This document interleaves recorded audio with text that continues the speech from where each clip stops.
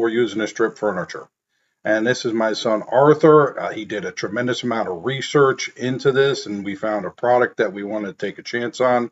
And we've been using it for about 4 weeks. And here you can see it right here. This is just a beam of light, and it's hitting the varnish, and it's creating a flame right there at the bottom, and it's basically evaporating the varnish off of the piece and leaving just the wood behind. And you can see there's some smoke.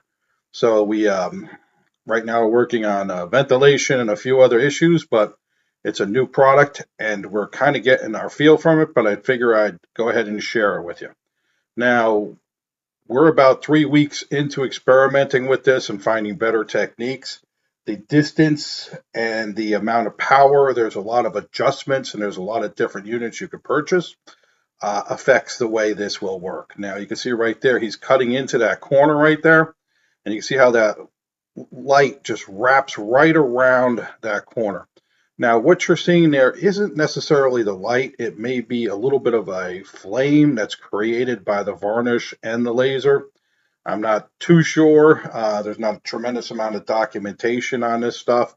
It is a newer tool. It's a cutting edge tool. I mean, it's been around for a few years and other shops have been using it. But we figured it was time for us to take a shot on one and see how it works. And we've been very happy so far with the way this has performed. Now, these are expensive. You know, they're averaging about $15,000 to $20,000 per unit. They don't use a tremendous amount of power. I think this one uses 800 watts. The average hair dryer is usually 800 to 1200 watts, but it is a little bit of a complicated electrical situation. So we'll get into that later. Now, this is real time right here. So this is not sped up, not slowed down. This is just the pace that he's moving this across.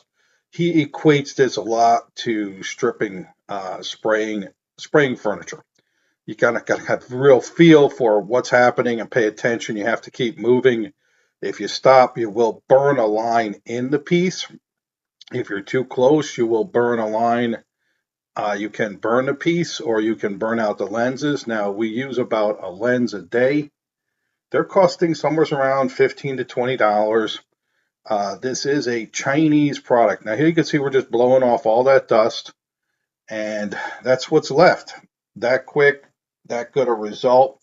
And the next thing we're going to do is just a little bit of an acetone wash on it. We're going to wipe it down with some acetone, which will break up the last little bits of that varnish, and you can see that beautiful wood that's left underneath. Now,